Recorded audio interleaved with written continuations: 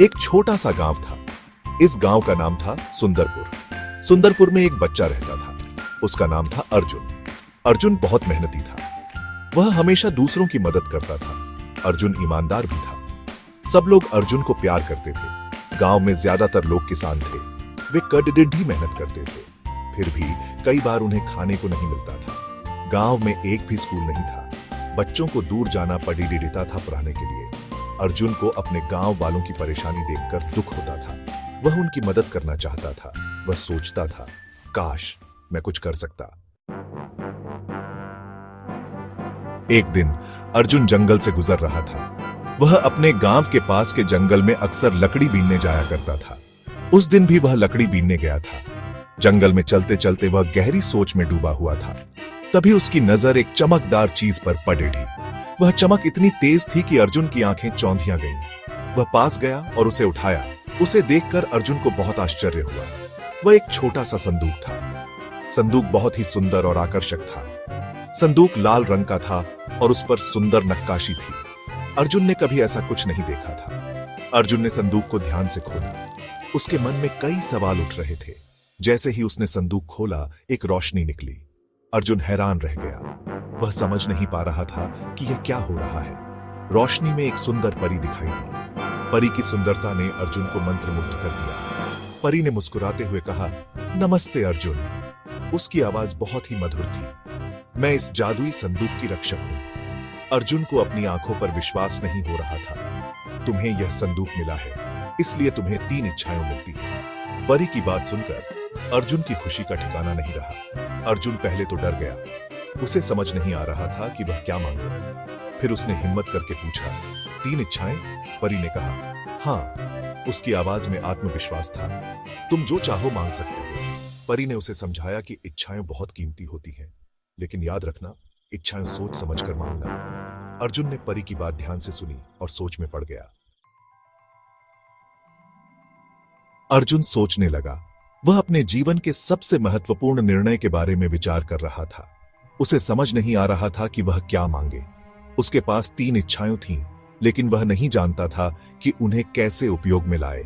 उसे अपने लिए कुछ नहीं चाहिए था। वह हमेशा दूसरों के बारे में सोचता था और अपने गांव के लोगों की भलाई के लिए चिंतित रहता था। लेकिन वह अपने गांव वालों की मदद जरूर करना चाहता था। उसे अपने गांव की समस्याओं का समाधान खोजना था। अचानक उसके दिमाग में एक विचार आया। उसने सोचा कि उसे अपनी इच्छाओं का उपयोग कैसे करना चाहिए। उसने कहा, मेरी पहली इच्छा है कि मेरे गांव में हमेशा अनाज का भंडार भरा रहे, ताकि किसी को भी भूखा न सोना पड़े रहे। किसी को भी भूखा न सोना पड़े रहे। यह सुनकर परी ने मुस्कुराते हुए कहा, तथास्तु। परी ने मुस्कुराते हुए कहा, तथास्तु। अर्जुन ने अपनी दूसरी इच्छा मांगी। अर्जुन ने अपनी दूसरी इच्छा मांगी, मैं चाहता हूं कि मेरे गांव में एक सुंदर सा स्कूल बने, ताकि सभी बच्चे पियाज लिखकर होशियार बने। सभी बच्चे पियाज लिखकर होशियार बने। परी ने फिर कहा, तथास्तु।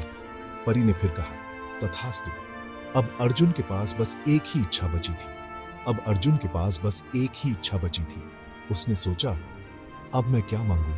उसे अपने गांव वालों के बीच के झगड़े याद आए। उसने सोचा, अब मैं क्या मांगूं?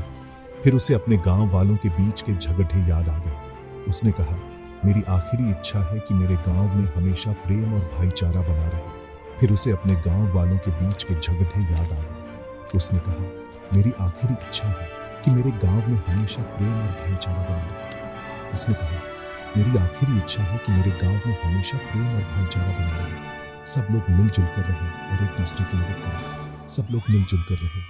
परी ने मुस्कुराते हुए कहा, तथास्तु। और अर्जुन की सभी इच्छाएं पूरी हो गई। परी ने कहा, तथास्तु। उसकी आवाज में एक जादुई गूंज थी जो पूरे जंगल में फैल गई। तुम्हारी सभी इच्छाएं पूरी होंगी। यह सुनकर अर्जुन की आंखों में चमक आ गई। इतना कहकर परी गायब हो गई। उसके जाने के बाद जंगल में एक अजीब सी शांति छा गई। अर्जुन के हाथ में बस वह जादुई संदूक रह गया। वह सोच में पड़ गया कि अब क्या करना है। अर्जुन घर वापस आया और उसने सबको अपनी कहानी सुनाई। उसकी बातें सुनकर सब हैरान रह गए। शुरू में तो किसी ने यकीन नहीं किया। सबको लगा कि यह सिर्फ एक कहानी है। लेकिन जब उन्होंने देखा कि गांव में अनाज का भंडार अचानक भर गया है, तो वे हैरान रह गए। यह किसी चमत्कार से कम नहीं था। फिर तो जल्द ही एक सुंदर सा स्कूल भी बन गया। बच्चों के चेहरों पर खुशी की लहर दौड़ गई। गांव वाले बहुत खुश हुए।